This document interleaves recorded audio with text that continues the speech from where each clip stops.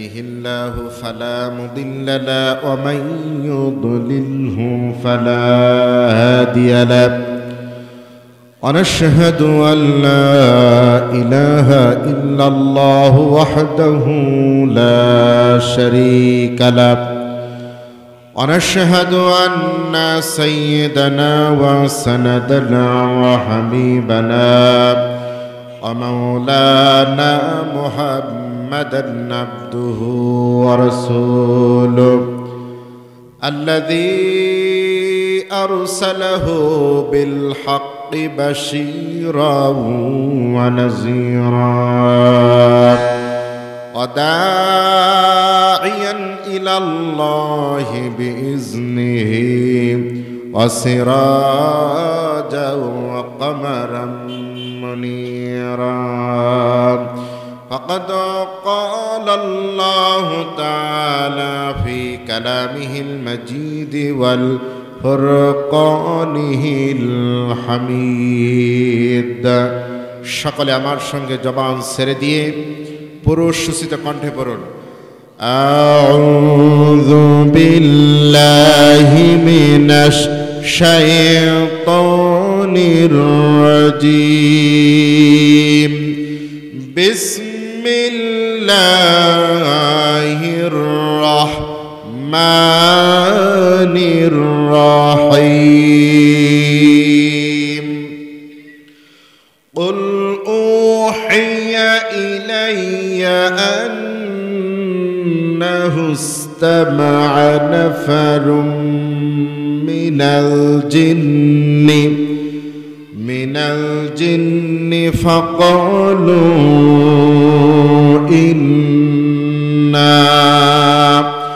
إنا سمعنا قرآنا عجبا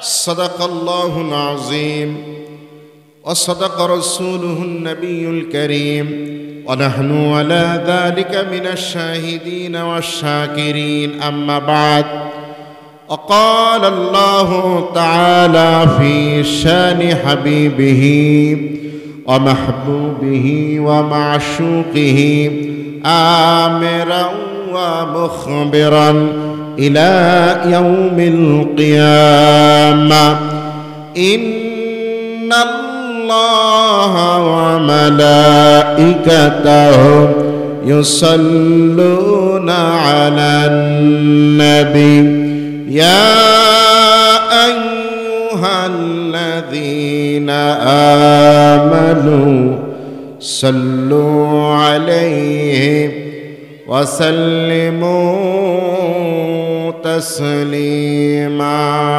درود إبراهيم পাঠ করেন اللهم صل على محمد وعلى آل محمد كما صليت على إبراهيم وعلى آل إبراهيم إنك حميد مجيد اللهم بارك على محمد وعلى آل محمد كما باركت على إبراهيم وعلى آل إبراهيم إنك حميد مجيد একটু জিকির করেন লা ইলাহা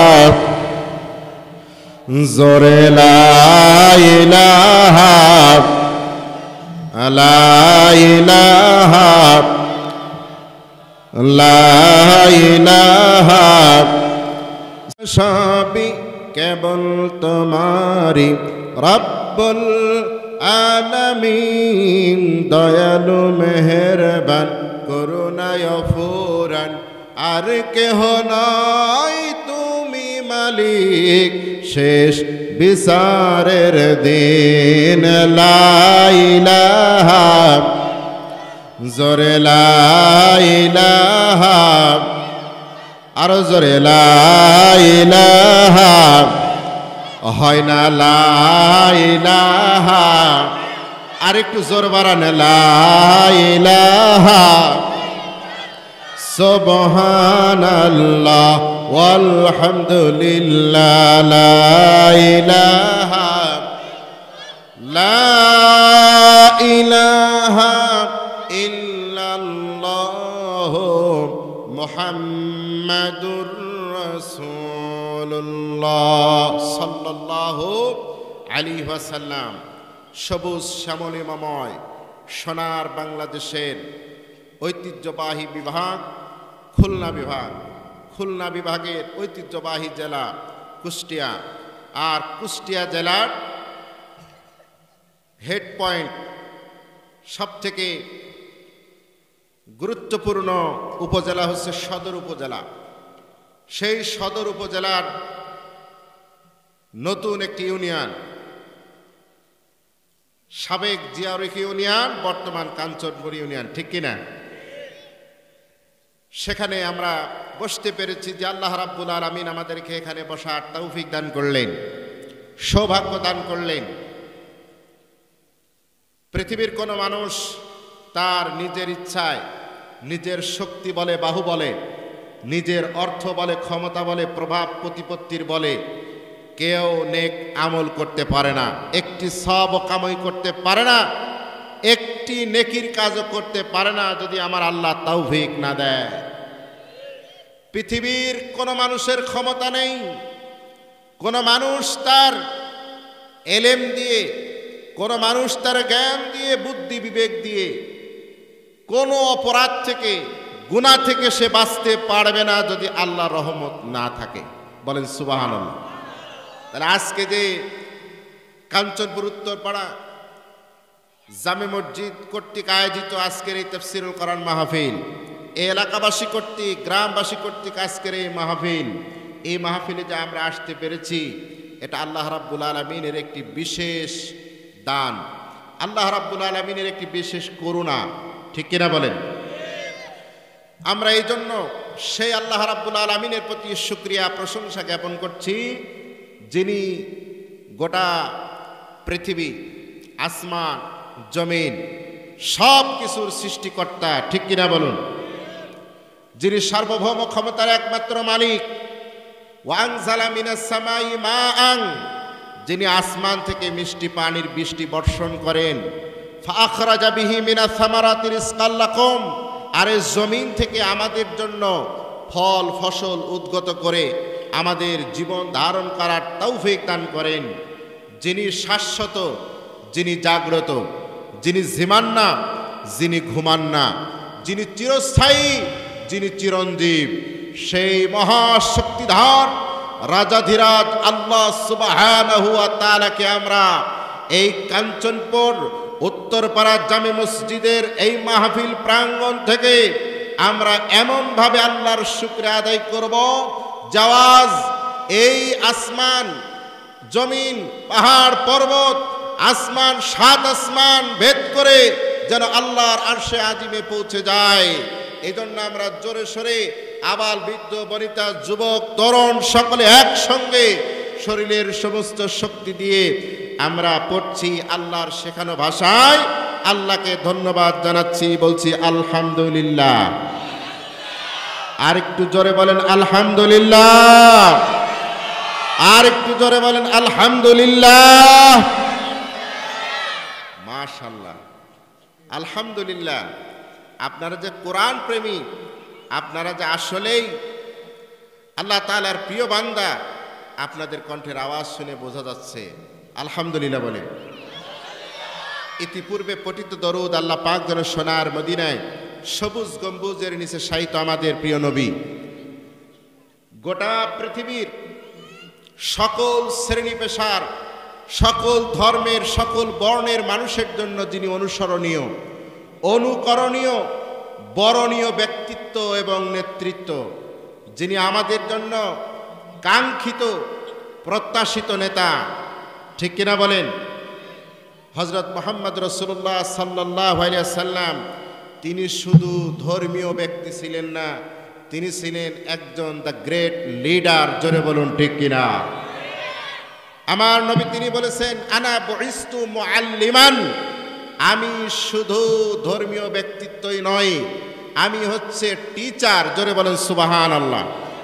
তিনি ছিলেন দ্য গ্রেট টিচার, তিনি ছিলেন সর্বকালের সর্বযুগের সর্বশ্রেষ্ঠ সফল রাষ্ট্রপতি, সর্বশ্রেষ্ঠ ন্যায় বিচারক, সর্বশ্রেষ্ঠ কৌশলী, তিনি ছিলেন যোদ্ধা এবং সেনাপতি, জোরে বলেন সুবহানাল্লাহ। সেই খাতামুন নবীন, ইমামুল আম্বিয়া, সৈয়দুল মুরসালিন জনাবে মুহাম্মদ রাসূলুল্লাহ সাল্লাল্লাহু আলাইহি ওয়াসাল্লামের রওজা মুবারকে আল্লাহ তাআলা যেন দরুদের আওয়াজ পৌঁছিয়ে দেন। কবুলিয়তের নিয়তে আমরা সকলে বলছি আল্লাহুম্মা আমিন। আজকের মাহফিলের সম্মানিত প্রধান অতিথি, আমাদের একজন অতিথি সাহেব বলে দিয়েছেন, জনাব একরামুল হক সাহেব, তিনি বলে দিয়েছেন যে আজকের প্রধান অতিথি তিনি ব্যস্ততার কারণে আসতে পারেন নাই, কিন্তু দোয়া চেয়েছেন। আমাদের সকলের পরিচিত জনাব আতাউর রহমান আতা সাহেব, জননেতা, জননির্দিত নেতা এবং উপজেলা চেয়ারম্যান, ঠিক কিনা? আজকের মাহফিলের সম্মানিত সভাপতি আনোয়ার হোসেন সাহেব, অত্যন্ত ভালো মানুষ, এবং যে ভাইয়ের কথা বললাম, চাইতে প্রিয় জায়গা আহাব্বুল বিলাদ ইলাল্লাহি, আল্লাহর কাছে আহাব্বুল বিলাদ ইলাল্লাহি মাসাজিদুহা, আল্লাহর কাছে সবচাইতে প্রিয় জায়গা মসজিদ, জোরে বলেন সুবহানাল্লাহ।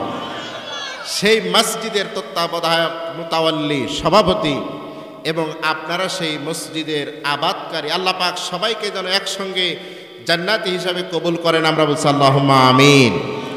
আজকের মাহফিলের সম্মানিত প্রধান বক্তা আমার বড় ভাই হযরত মাওলানা আসলাম হোসেন নুরী সাহেব, আমার আজকের সফর সঙ্গী আমার ভাই হযরত মাওলানা কারি হাফেজ কারি মহিবুল ইসলাম, ইসলামী বিশ্ববিদ্যালয়ে আল কোরআনে মাস্টার্স করছেন। আল্লাহ পাক সবাইকে যেন কবুল করেন। আজকের আপনাদের এই মাহফিলের মঞ্চ পরিচালনা করছেন আপনাদের সম্মানিত ইমাম হযরত মাওলানা হাফেজ কাসেদুল ইসলাম, আমার বন্ধু। আমরা একসঙ্গে আমরা এসএসসি পাশ করেছি, আপনাদের ইমাম সাহেব সহ আল্লাহ পাক আজকের সবাইকে যেন কবুল করেন, আমরা বলছি আল্লাহুম্মা আমিন। কর্তৃপক্ষ বলছেন একটু আগায় বসতে, আসলে যে প্যান্ডেল করা হয়েছে এখনই ভরে গেছে, প্রধান বক্তা আসলে তো জায়গা দেওয়া যাবে না, একটু সরে আসেন, আমি যে আয়াতে কারিমা তেলাওয়াত করেছি সেখান থেকে কথা বলবো ইনশাআল্লাহ। দ্রুত সরে আসেন, দ্রুত একটু জিকির করেন লা ইলাহা, একটা ফাঁকা জায়গা রাখবেন না, দ্রুত চলে আসেন লা ইলাহা, আরো জোরে লা ইলাহা। আজকের মাহফিলে আসতে পেরে বেজার না খুশি? জোরে বলেন বেজার না খুশি? যদি আপনারা খুশি হন সবাই আরেকবার একটু তাকবীর দেন আমার সাথে, লিল্লাহি তাকবীর, লিল্লাহি তাকবীর। আল কোরআনের আলো, আল হাদিসের আলো, আজকের মাহফিল নারায়ে তাকবীর। আজকে যে কথা শুনতে আমরা এসেছি যে গ্রন্থ থেকে, সেই গ্রন্থের নাম হচ্ছে কোরআনে কারীম, কথা বলুন ঠিক কিনা? এই কোরআনের মতো আরেকটি কিতাব, এই রকম অথেন্টিক, এই রকম নির্ভেজাল গ্রন্থ এই পৃথিবীতে আসমানের নিচে জমিনের উপরে কি আরেকটিও আছে? জোরে বলেন আছে? এই কিতাব, এর মধ্যে কোনো সন্দেহ নাই, ঠিক কিনা বলেন? আল্লাহ পাক বলেন যালিকাল কিতাবু লা রাইবা ফীহি হুদাল লিল মুত্তাকিন।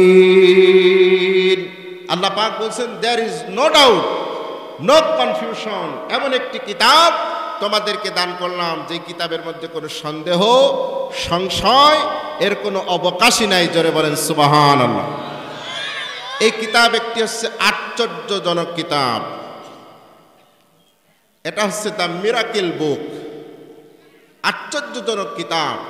জোরে বলেন সুবহানাল্লাহ। আমরা মানুষেরা বলছি আশ্চর্যজনক কিতাব। এই পৃথিবীতে আল্লাহ রাব্বুল আলামিন মানুষ জাতি, এর পূর্বে আরেকটি জাতি আল্লাহ তাআলা এই পৃথিবীতে পাঠিয়েছিলেন। সেই জাতির নাম কি বলতে পারেন? জিন জাতি। কি জাতি বলে? সেই জিনদের নামে পবিত্র কোরআনুল কারীমের মধ্যে একটি সূরা আছে, সেই সূরাটি পবিত্র কোরআনুল কারীমের ৭২ নম্বর সূরা। সেই সূরা ৭২ নম্বর সূরার ১ম নম্বর আয়াতের মধ্যে আছে যে জিনেরাও বলেছে এই কোরআন হচ্ছে আশ্চর্যজনক কিতাব। জোরে বলেন সুবহানাল্লাহ। আমার বন্ধুগণ, আসলেই বলুন তো দেখি, এই কোরআন কি আশ্চর্যজনক কিতাব। আমি আজকে এটা আপনাদের সামনে আলোচনা করে আমি এটা আজকে প্রমাণ করে দিয়ে যাব। কিছু আপনাদের সামনে আমি উপস্থাপন করব যে কোরআন আসলেই যে আশ্চর্যজনক কিতাব, এটা আসলে জিনেরাও ভুল বলে নাই, মানুষেরাও ভুল বলে নাই। কোরআনকে আশ্চর্যজনক কিতাব বলা হয়েছে, এটা বলাটা যথার্থ হয়েছে। জোরে বলুন সুবহানাল্লাহ। আমার ভাইরা, আমার বন্ধুগণ, আল্লাহর নবী জনাবে মুহাম্মদুর রাসূলুল্লাহ সাল্লাল্লাহু আলাইহি ওয়াসাল্লাম একদিন গভীর রজনীতে এ মহাগ্রন্থ কোরআনুল কারীম তেলাওয়াত করতেছিলেন। রাতটা গভীর হয়ে গেছে, পৃথিবীর সমস্ত মানুষগুলো ঘুমিয়ে গেছে, চতুর্দিকে নিস্তব্ধতা নেমে এসেছে, পাখিগুলোর কিচিরমিচির আওয়াজটা বন্ধ হয়ে গেছে। আকাশে আমার বন্ধুগণ চাঁদ উদিত হয়েছে, আকাশে জ্যোৎস্না উদিত হয়েছে। আখিরি জামানার পয়গম্বর নবী মুকাররম সাল্লাল্লাহু আলাইহি ওয়াসাল্লাম এ মহাগ্রন্থ থেকে তেলাওয়াত করতেছেন। সুমধুর কণ্ঠে যখন তেলাওয়াত করছেন, কে তেলাওয়াত করছেন? যার উপরে এ মহাগ্রন্থ কোরআন অবতীর্ণ হয়েছে, সেই নবী কোরআন তেলাওয়াত করছেন। বলুন তো দেখি, গোটা পৃথিবীর যিনি শ্রেষ্ঠ মানুষ, শ্রেষ্ঠ মানব, যিনি আল্লাহর সৃষ্টিকুলের শ্রেষ্ঠ মানুষ, সেই ব্যক্তি যদি আল্লাহর এই শ্রেষ্ঠ কিতাব যদি তেলাওয়াত করেন, তাহলে সেই তেলাওয়াতটা কত সুন্দর হতে পারে। নবীজি তেলাওয়াত করছেন, ঠিক সেই গভীর রাতে সকল দিকের নিস্তব্ধতায় যখন নেমে এসেছে, আল্লাহ নবী তেলাওয়াত চলতেছে, ঠিক ওই সময়ে আমার বন্ধুগণ নাসিবিন নামক গোত্রের একদল জিন জাতি, একদল জিনেরা, তারা আসমান দিয়ে তারা উড়ে বেড়াতেছিল, আসমান দিয়ে তারা ঘুরে বেড়াতেছিল। যেহেতু তাদের ডানা আছে, তারা মুহূর্তের ভিতরে, সেকেন্ডের মধ্যে এক জায়গা থেকে আরেক জায়গায় তারা যেতে পারে। আল্লাহ পাক এই বিশেষ ক্ষমতা তাদেরকে দিয়েছেন। তারা যখন উড়ে বেড়াতেছিল, হঠাৎ করে তাদের কর্ণকোহরের মধ্যে আখিরি জামানার পয়গম্বর জনাবে মুহাম্মদুর রাসূলুল্লাহ সাল্লাল্লাহু আলাইহি ওয়াসাল্লামের তেলাওয়াতকৃত আয়াতের সুর তাদের কানের মধ্যে প্রবেশ করে তাদের হৃদয়ের মধ্যে আঘাত আনতে শুরু করে দিল। জোরে বলেন সুবহানাল্লাহ। জিনেরা তারা উড়া বন্ধ করে দিল।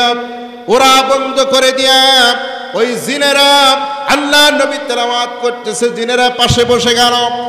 জিনেরা পাশে বসে গিয়া তারা মন্ত্রমুগ্ধর মতো আল্লাহ নবীর কণ্ঠে কোরআনের তেলাওয়াত শুনতে লাগলো। জোরে বলেন সুবহানাল্লাহ। কিছুক্ষণ পূর্বে এই মঞ্চে আমার ভাই হাফেজ মহিবুল ইসলাম কোরআন তেলাওয়াত করেছেন, এশার নামাজের ইমামতি করেছেন। বলেন তো দেখি, আপনাদের ভালো লাগে নাই? ভালো লাগছে? কার কার ভালো লাগছে একটু হাত তোলেন তো। লিল্লাহি তাকবীর, হাত নামান। যারা ঈমানদার তারা কোরআন শুনলে তাদের ভালো লাগে। আল্লাহ পাক বলেন তানফাউল মুমিনিন, কোরআন শুনলে মুমিনদের উপকার হয়। সুবহানাল্লাহ। যাদাতহুম ঈমানা, উপকারটা হচ্ছে তাদের ঈমানটা বেড়ে যায়। আল্লাহু আকবার। পক্ষান্তরে যারা কাফের, কোরআন শুনলে তাদের গায়ে জ্বালা ধরে। ঠিক কিনা বলেন? আমার বন্ধুগণ, একান্ত বন্ধনেরা আমার, আল্লাহ নবীর ওই তেলাওয়াত মন্ত্রমুগ্ধ হয়ে ওই জিনজাতিরা তেলাওয়াত শুনে তারা পাগল পাড়া হয়ে গেছে। আহারে, আল্লাহ রাব্বুল আলামিন আমাদেরকে হাজার হাজার বছর হায়াত দিয়েছেন, অথচ এই হাজার হাজার বছরে আমরা তাওরাতের তেলাওয়াত শুনলাম, আমরা ইনজিলের তেলাওয়াত শুনলাম, আমরা জাবুরের তেলাওয়াত শুনলাম, কিন্তু এ কোন কিতাবের তেলাওয়াত শুনলাম এত সুন্দর, এত মনোমুগ্ধকর, এত শ্রুতিমধুর, এত সুন্দর, শুনলে মনে হয় বারবার শুনি এই কোরআনের রিসাইটটা এত সুন্দর, শুনলে পরে আরো বেশি শুনতে মন চায়। কথা বলুন ঠিক কিনা? আমার বন্ধুগণ, এই কোরআনের তাফসীর আপনারা শুনেছেন আল্লামার কণ্ঠে, কোরআনের বুলবুলির কণ্ঠে যখন আপনারা তাফসীর শুনতেন মনে হতো তাফসীর আরো শুনি। কথা বলেন ঠিক কিনা? বর্তমানে সালেহ আহমেদ তাকরিম, হাফেজ তরিকুল ইসলাম, হাফেজ জুবায়ের, হাফেজ আবু রায়হান, যারা বাংলার ছোট্ট ছোট্ট বালক, ছোট্ট ছোট্ট কিশোর, কিন্তু গোটা পৃথিবীর মধ্যে তারা কোরআন প্রতিযোগিতায় 100, 150, 200টি রাষ্ট্রকে পরাজিত করে গোল্ড মেডেল নিয়ে, স্বর্ণ পদক নিয়ে সেখানে বাংলার লাল সবুজ পতাকা তারা উড়াইছে। কথা বলুন ঠিক কিনা? আমার বন্ধুগণ, গোটা পৃথিবীতে সব চাইতে বাংলার লাল সবুজ পতাকা যে কারণে উড়েছে আর যারা উড়াইছে তারা হলো কোরআনের মানুষ ছিল। কথা বলুন ঠিক কিনা? আমার বন্ধুগণ, শুধু তা নয়, এই বাংলার জমিনে, এই বাংলাদেশের এই ভূখণ্ড 56,000 বর্গ কিলোমিটার, 1,47,570 বর্গ কিলোমিটার এই ভূখণ্ড। এই ভূখণ্ডের মানুষেরা আমরা আমাদের কর্ম দিয়া, আমাদের ব্রেন বুদ্ধি দিয়া, আমাদের শক্তি সামর্থ্য দিয়া এই বাংলাদেশ গোটা পৃথিবীতে চ্যাম্পিয়ন হয়েছে দুর্নীতিতে 4 বার। ঠিক কিনা? আমার বন্ধুগণ শোনেন, এছাড়া দুর্নীতিতে চ্যাম্পিয়ন হওয়া ছাড়া এই বাংলাদেশ আর কোনো কিছুতে চ্যাম্পিয়ন হতে পারে? ক্রিকেটে পারে নাই, হকিতে পারে নাই, ভলিবলে পারে নাই, ফুটবলে পারে নাই, কোনো বিদ্যা বুদ্ধিতে কোনো কিছুতে পারে নাই। আমার বন্ধুগণ, ভালো কাজ দিয়া একমাত্র বিশ্ব চ্যাম্পিয়ন হয়েছে কোরআন দিয়া। কথা বলুন ঠিক কিনা? তার মানে যেটা দিয়ে চ্যাম্পিয়ন হওয়া যায়, বিশ্বের বুকে বাংলার লাল সবুজ পতাকা ওড়ানো যায়। বলেন তো দেখি, সেই কোরআনকে সম্মান করার দরকার আছে না নাই? এই জন্য এই যে সালেহ আহমেদ তাকরিম যখন কাতার থেকে যখন সে ফার্স্ট হয়ে আসলো, আমার বন্ধুগণ, এই বর্তমানে এবারও তিনি হচ্ছে ধর্মমন্ত্রী হয়েছেন। তিনি আগেও ধর্মমন্ত্রী ছিলেন। তিনি সালেহ আহমেদ তাকরিমকে সরকারিভাবে ধর্ম মন্ত্রণালয় থেকে 2 লক্ষ টাকা পুরস্কার দিয়ে আরো সরকারিভাবে তাকে ক্রেস্ট দিয়েছে। জোরে বলুন সুবহানাল্লাহ। আমার বন্ধুগণ, আমাদের কথা হলো সালেহ আহমেদ তাকরিম শুধু এই বাংলার একজন হাফেজ না, এই বাংলার আরো হাজার হাজার লক্ষ লক্ষ হাফেজ আছে না নাই? এই বাংলার যারা হাজার হাজার লক্ষ লক্ষ হাফেজে কোরআন, যেই গ্রামে একজন হাফেজ আছে, একজন হাফেজে কোরআন আছে, দেখবেন সে মসজিদের ইমামতি করে, অথবা সে ওই গ্রামের সব থেকে ভালো ছেলে। কথা বলুন ঠিক কিনা? তাদেরকেও সম্মাননা দেওয়া দরকার। ঠিক কিনা বলে? আমার বন্ধুগণ, একান্ত বন্ধনেরা আমার, তাহলে পরে সালেহ আহমেদ তাকরিম, হাফেজ তরিকুল, হাফেজ জুবায়েরের কণ্ঠে তেলাওয়াত শুনে আমরা পাগল হয়ে যাই। মনে হয় রাত শেষ হয়ে যাবে, রাত শেষ হয়ে ভোর হয়ে যাবে, এরপরেও তাদের তেলাওয়াত আমরা শুনতেই থাকি। আমাদের হৃদয়টা তৃপ্তি ভরে না। কথা বলুন ঠিক কিনা? আমার বন্ধুগণ, সেই সময় ওই জিনারা যখন আল্লাহর নবীর কণ্ঠে কোরআনে কারীম তেলাওয়াত শুনতেছিল, শুনতে শুনতে তারা মুগ্ধ হয়ে গেল এবং তাদের মন থেকে তারা সিদ্ধান্ত গ্রহণ করে নিল, না, আমরা জিন, আল্লাহ পাক রব্বুল আলামিন আমাদের কেউ মানুষের মতোই ইবাদত করার জন্যই সৃষ্টি করেছেন। ঠিক কিনা বলেন? আল্লাহ পাক বলেন, ওয়ামা খালাকুতুল জিন্না ওয়াল ইনসা ইল্লা লিয়াবুদুন।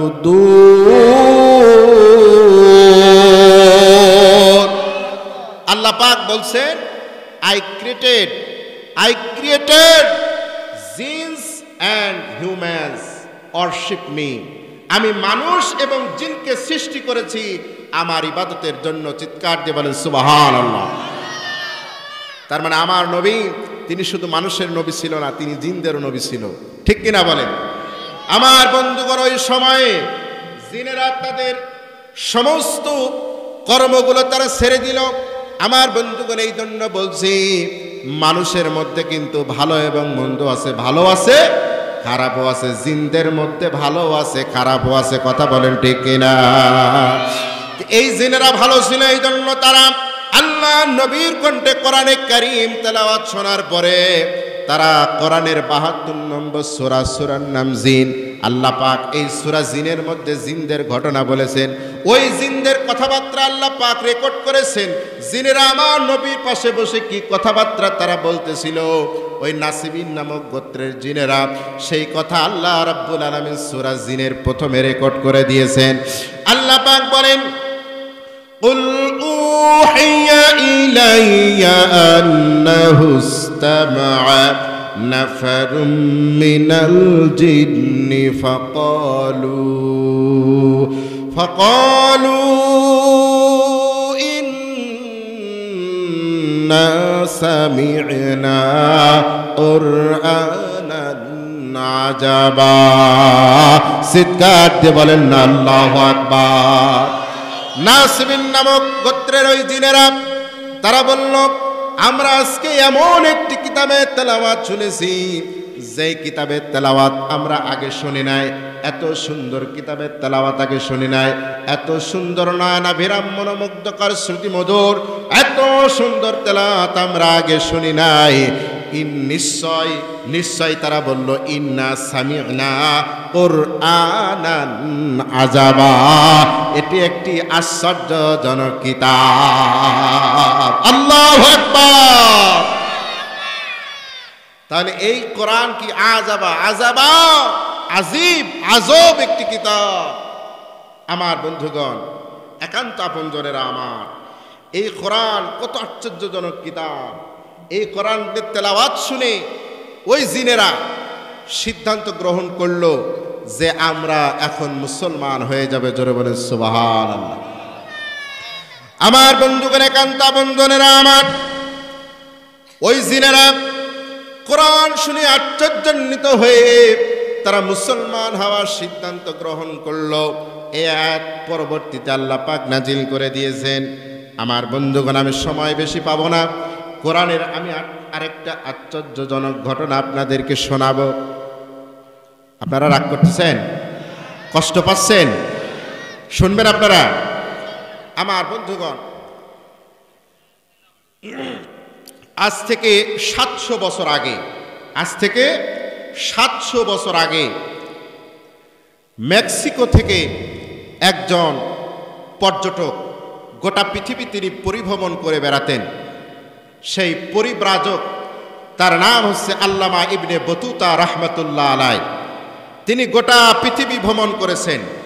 তিনি যখন এটা ভারত উপমহাদেশ ছিল, আমাদের বাংলাদেশ, পাকিস্তান, ভারত, মালদ্বীপ, শ্রীলঙ্কা, এইটা ভারত উপমহাদেশ ছিল, তখন তিনি এখানে এসেছিলেন।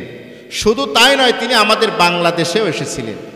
বাংলাদেশ নিয়ে তিনি একটা কমেন্টস করেছিলেন, বলেছিলেন এই বাংলাদেশ হচ্ছে একটি নিয়ামতে ভরা দোজক। মানে এই বাংলাদেশে সব আছে, কিন্তু এটা দোজক। মানে দোজকে তো মানুষের উপর কি হয়? মারামার হয়, কষ্টে থাকে মানুষ। এই বাংলাদেশে আল্লাহ রাব্বুল আলামিন নিয়ামত দিয়ে ভরপুর করে দিয়েছেন, কিন্তু এই বাংলাদেশের মানুষের উপরে একসময় ব্রিটিশরা জুলুম করেছে, এরপরে ইংরেজরা জুলুম করেছে, জমিদাররা জুলুম করেছে, এরপরে পাকিস্তানিরা জুলুম করেছে। আল্লাহ জানে যে এই জুলুম বাংলাদেশে একসময় হয়েছে। কথা বলেন ঠিক কিনা?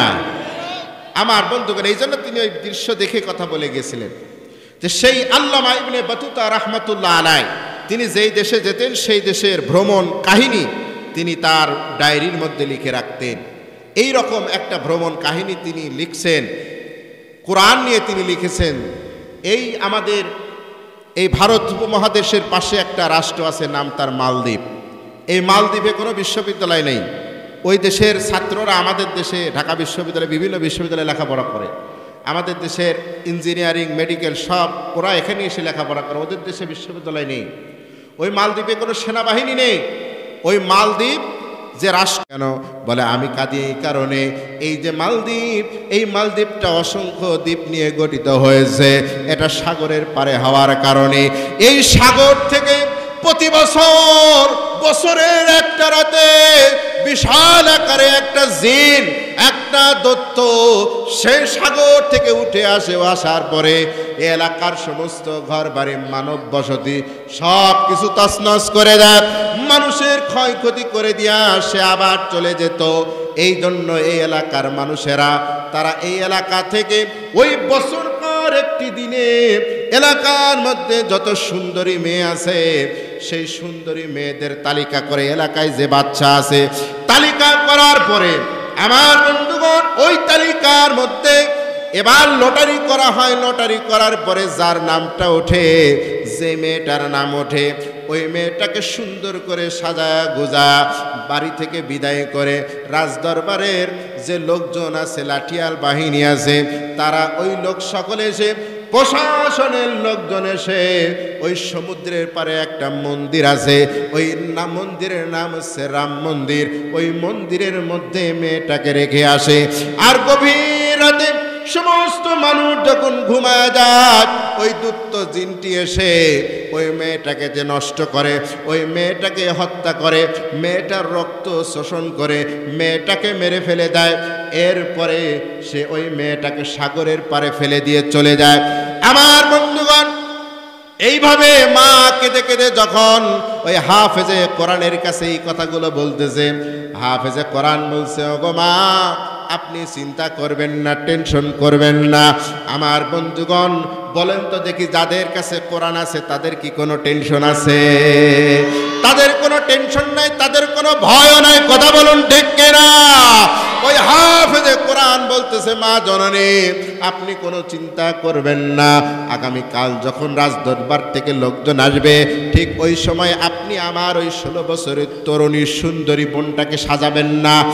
ও ওই মহিলাটি বলতেছে, বাবারে শোনো, এবার ওই রাজদরবারে সিরিয়াল করে যার নামটি এবার উঠেছে সেটা আর কেউ নয়, সেটা হচ্ছে আমার ওই 16 বছরের মেয়ে কুমারী। 16 বছরের ওই মেয়েটা যাকে তুমি বোন বলে ডাকো, তার নামটা এবার সিরিয়ালে এসে গেছে, তাকেই পাঠাতে হবে, তাকে পাঠাতে হবে। বলো তো দেখি, আমার কেউ নাই, এই মেয়েটাই আমার একমাত্র মেয়ে, মেয়েটাকে আমি কিভাবে দেব? মা হিসাবে কি মেয়ের মৃত্যু এভাবে মেনে নেওয়া যায়? মাকে মেনে নিতে পারে বলে? এই জন্য মা কাঁদতেছে। ওই হাফেজ বললেন, মা জননী আপনি চিন্তাও করবেন না, টেনশনও করবেন না, কারণ আমার কাছে কোরআন আছে। জোরে বলেন সুবহানাল্লাহ। আবার আল্লাহ পাক বলেন সূরা জারিয়াতের সূরা হামিম সাজদার 30 নম্বর আয়াতে কারিমার ভিতরে আমার আল্লাহ পাক বলেন, ইন্নাল্লাযীনা ক্বালু রাব্বুনাল্লাহু থুম্মা ইসতাকামু তাতানাজ্জালু আলাইহিমুল মালাইকাতু আল্লা তাখাফু ওয়া লা তাহজানু ওয়া আবশিরু বিল জান্নাতিল্লাতী কুনতুম তুআদুন। বলেন আল্লাহু আকবার। আমার আল্লাহ পাক বললেন, নিশ্চয় যারা আমি আল্লাহকে রব হিসেবে মেনে নেয়, এরপরে এর উপরে ইস্তেকামাত থাকে, আমি আল্লাহ তাদেরকে ফেরেশতা নাজিল করে, তাতানাজ্জালু নাজিল করি, আলাইহিমুল মালাইকা তাদের কাছে ফেরেশতা নাজিল করে, আমি আল্লাহ তাদেরকে সাহায্য করে। জোরে বলেন সুবহানাল্লাহ। ওয়ালা তাখাফু ওয়ালা তাহজানু, তাদের কোনো ভয়ও নাই, তাদের কোনো চিন্তাও নাই। আপনারা রাগ করতেছেন? কষ্ট পাচ্ছেন? আমার বন্ধুগণ দেখেন কি আশ্চর্যজনক ঘটনা। কোরআনের কত মানে বরকত, কোরআনের কত রহমত। আজকে কোরআনের মাহফিলে এসেছেন, এই ঘটনাটা শুনে যান। আল্লাহর একজন ওলি আল্লামা ইবনে বতুতা তিনি এই ঘটনাটি, সত্য ঘটনাটি তুলে ধরেছেন। এবার ওই হাফেজ তিনি বললেন, মা জননী আমার বোনকে না সাজায় দিয়া আপনি আমাকে সাজায় দিবেন। এবার ওই হাফেজকে ওই মেয়েটার কাপড় চোপড় পরায় সুন্দর করে মহিলা সাজায়া পালকির মধ্যে উঠায় দেওয়া হলো। রাজ দরবার থেকে যে লোকজন এসেছিল তারা পালকি নিয়ে চলে গেল। চলতে চলতে সাগর পাড়ে চলে গেল রাম মন্দিরের কাছে। এরপরে তারা সেখান থেকে নিয়ে রাম মন্দিরের মধ্যে ঢোকায় দিয়ে তারা তালা দিয়ে দিল। তালা দেওয়ার পরে এবার ওই রাজ দরবারের সকল লোকগুলো বাড়ি চলে আসলো। আমার বন্ধুগণ, সমস্ত মানুষ, ওই মালদ্বীপের সমস্ত মানুষ এই দৃশ্যটা দেখলো। আর তারা চিন্তা করছে, এখন আমরা ঘুমিয়ে যাব, আগামীকাল সকালে এই সমুদ্রের পাড়ে এই মেয়েটার লাশ পড়ে থাকবে, আর আমরা লাশটা সকালবেলা নিয়ে যাব। লাশটা দাফন করার জন্য তারা প্রস্তুতি গ্রহণ শুরু করে দিল। তারা ঘুমায় গেল। আমার বন্ধুগণ, রাজার লোকজন ঘুমায় গেল, রাজা ঘুমায় গেল, এলাকার সমস্ত মানুষজন ঘুমায় গেল, যে যা হবে সকালে দেখা যাবে। আমার বন্ধুগণ, কিন্তু পৃথিবীর ভিতরে তিনটি মানুষের চোখে ঘুম আর আসে না। কয়টা মানুষ বলেন? এক নম্বর হচ্ছে এই ছেলেটা হাফেজে কোরআন, যাকে মা বলে ডাকতেন, মায়ের চোখে ঘুম আসে না। দুই নম্বর হচ্ছে এই ছেলেটা যাকে বোন বলে ডাকতেন, সেই বোনের চোখে আর ঘুম আসে না। তিন নম্বর হচ্ছে হাফেজে কোরআন, যাকে মন্দিরের মধ্যে আটকায় দেওয়া হয়েছে ওই দৈত্য জিনের জন্য। আমার বন্ধুগণ, এই তিনজনের চোখে আর ঘুম নাই। মা কাঁদে সন্তানের জন্য। ওই হাফেজে কোরআন তার আচার আচরণে, ভদ্রতায় মা তো খুশি হয়েছিলেন, যেহেতু তার ছেলে নাই, ছেলের মতো তাকে মা মা বলে ডাকতেন। মা তার মহব্বতে পড়ে গেছেন। মা ওই হাফেজের জন্য তিনি কাঁদছেন, আহারে এই ছেলেটা আমার মেয়ের জন্য আজকে জীবন দেবে, আমার পরিবারের জন্য জীবন দেবে। মেয়েটা কাঁদতেছে, আহারে এত সুন্দর একটা বালক, এত সুন্দর একটা যুবক আজকে আমার জন্য জীবন দেবে। মেয়েটা কাঁদে, মা কাঁদে। আমার বন্ধুগণ, কিন্তু মন্দিরের ভিতরে যিনি আছেন তিনি কিন্তু কাঁদে না। তিনি কাঁদে কার কাছে? জোরে বলেন, তিনি কার কাছে কাঁদে? ওই মন্দিরের ভিতরে যিনি আছেন তিনি একজন হাফেজে কোরআন। মন্দিরের ভিতরে কোনো কোরআন শরীফ নাই, ঠিক কিনা? কোনো কোরআন শরীফ নাই। মন্দিরে কি কোরআন শরীফ থাকে? মসজিদে থাকে, কোনো কোরআন শরীফ নাই। কিন্তু হাফেজে কোরআনের সিনার ভিতরে 30 পারা কোরআন শরীফ আছে না নাই?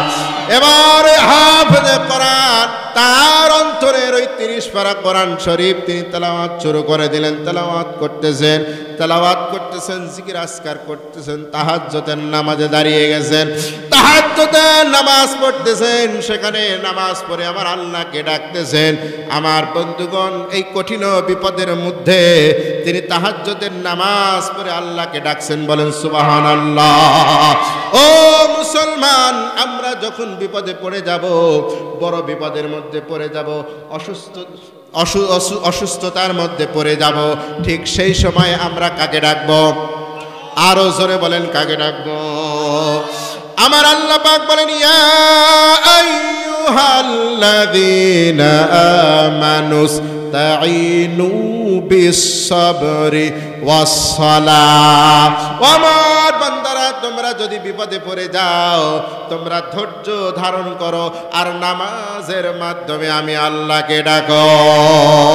নামাজ পড়ে আল্লাহকে ডাকলে বিপদ দূর করে দিবেন কে? অথচ বিপদে পড়লে নামাজ না পড়ে মসজিদে ইমাম সাহেবের কাছে না আসে মাজারে দৌড়ায়। কথা বলেন ঠিক কিনা? কেউ লালনের কাছে যায়, কেউ গোবিন্দ পুকুরে যায়, কেউ ঝাউদিয়ার মসজিদে যায়, আরো বললাম না, আছে না না? কিন্তু তারা কি কিছু দিতে পারে? বলে লা তানফাউ ওয়ালা তাদুরু। তারা উপকারও করতে পারে না, ক্ষতিও করতে পারে না।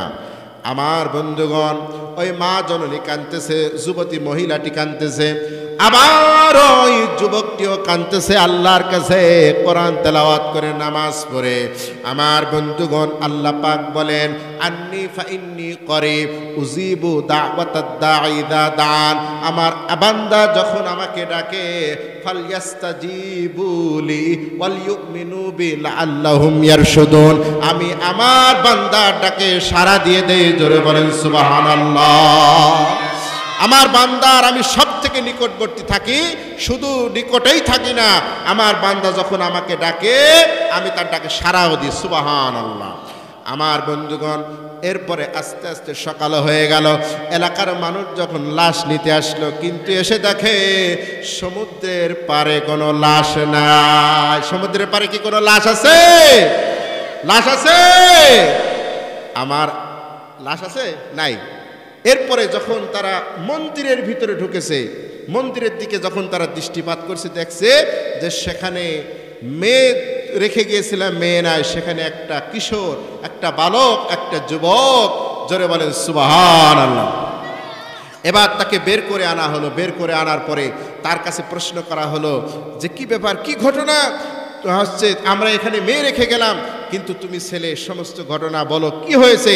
তখন সেই হাফেজে কোরআন বলল যে আমি যখন আপনারা এখানে রেখে গেছেন, সব ঘটনা তো আপনারা শুনলেন, ঠিক কিনা বলেন?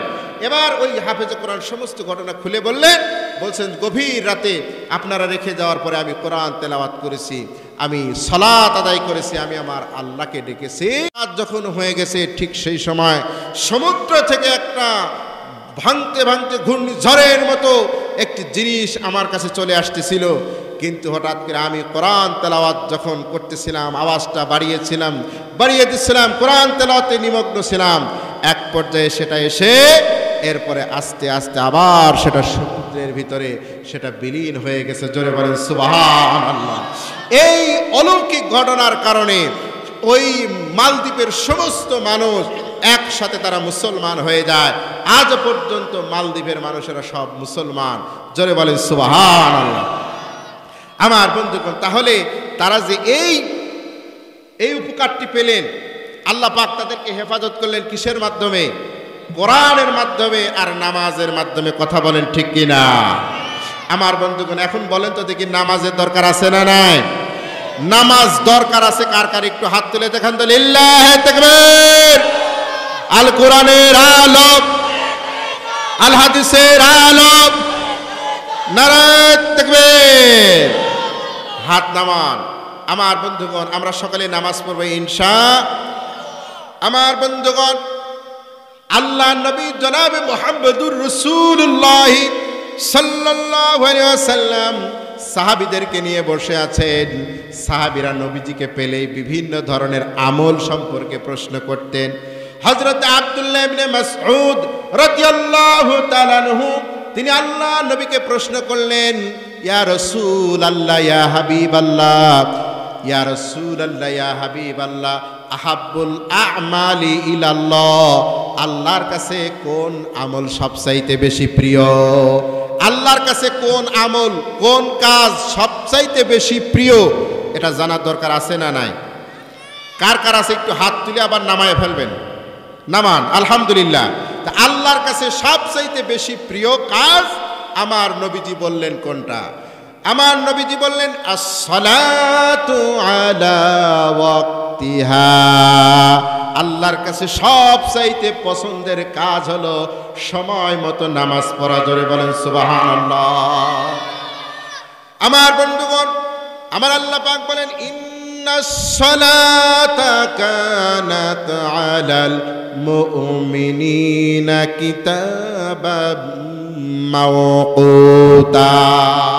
আল্লাহ পাক এই মুমিনদের জন্য যে নামাজ ফরজ করে দিয়েছেন, এটা নির্ধারিত সময়ে পড়তে হবে। কথা বলুন ঠিক কিনা? অনেকে আমরা নামাজ কাজা করি, জামাত কাজা করি, বাড়িতে নামাজ পড়ি, প্রয়োজন ছাড়া, আপনার বিপদ আপদ ছাড়া বাড়িতে নামাজ পড়বেন না, জামাতে পড়বেন, 27 গুণ বেশি সওয়াব দিবেন কে? তাহলে 1 নম্বর আল্লাহর কাছে ভালো কাজ হচ্ছে 5 ওয়াক্ত নামাজ। ঠিক কিনা বলেন? সময় মতো পড়া।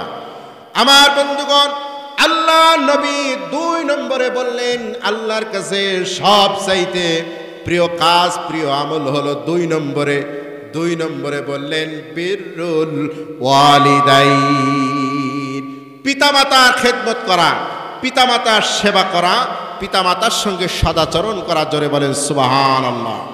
আল্লাহ নবী বলেছেন, কোন যুবকের মা বেঁচে আছে, বাবা বেঁচে আছে, এই যুবক মায়ের সাথে বাবার সাথে সুন্দর আচরণ করে, তাদেরকে ভরণ পোষণ দিয়ে, তাদেরকে খেদমত করে, সেবা করে, তাদের হুকুম মান্য করে যদি ওই পিতামাতার কাছ থেকে আল্লাহর জান্নাতকে যদি সে ক্রয় করে নিতে না পারে, নিজের জন্য ওয়াজিব করে না নিতে পারে, তাহলে আল্লাহ নবী বলছেন ওই যুবক হচ্ছে হতভাগা, ওই যুবক বঞ্চিত, লাঞ্ছিত, পদদলিত।